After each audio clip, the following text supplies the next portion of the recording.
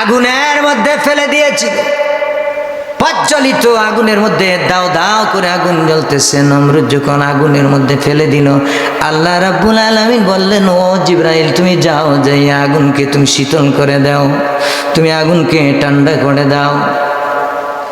আগুনকে আমার ইব্রাহিমের জন্য এমন শীতল বানিয়ে দাও রে, যেন নমরুদের লোকেরা দেখতে পারে সে আগুনে টিকিয়ে জ্বলতেছে।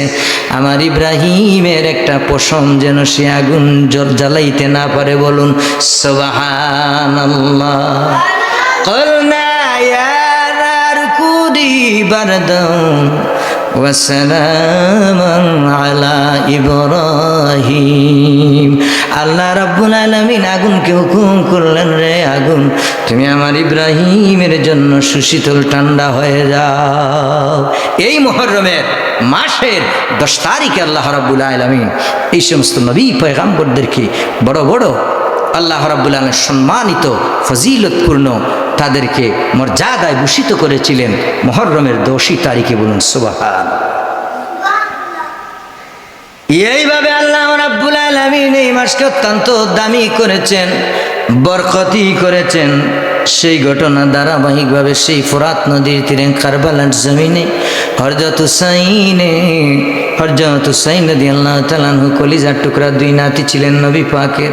তারা ইসলামের জন্য একজনকে বিষ পান করিয়ে তারা কারবালার ময়দানে শহীদ করেছে। হযরত হুসাইনকে তারা শির মুবারককে তারা শিরচ্ছেদ করে ফেলেছে।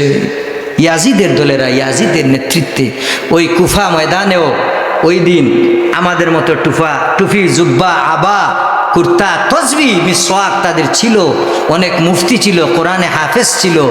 কিন্তু ওই দিন যখন হুসাইন রাদিয়াল্লাহু তাআলা আনহু বললেন, তোমরা এদের মধ্যে, তোমাদের কুফাবাসীর মধ্যে এমন কি নাই, কেউ নাই যে আমাকে সহযোগিতা করবা, আমাকে কিছু সাহায্য তোমরা করবা? ওই দিন তিনি তাদের পক্ষ থেকে কোনো সাড়া পান নাই। বলুন নাউজুবিল্লাহি মিন যালিক। এই নির্মম ঘটনা নবীর উম্মতের মধ্যে লোক ওই কারবালার ময়দানে ওরাই তো ঘটিয়েছিল সেই ঘটনাটা। কারণ এরা ছিল মুনাফিক মার্কা মুসলমান, যাদের জন্য কোনোদিন হাসর ময়দানে নবী পাক সহ নবী পাকের বংশের আলে আওলাদের সুপারিশ তাদের নসিব হবে না। বলুন নাউজুবিল্লাহি মিন যালিক। এরা চিরবঞ্চিত, তাদেরকে অবাঞ্ছিত, তাদের পক্ষে কোনোদিন সুপারিশ করা হবে না।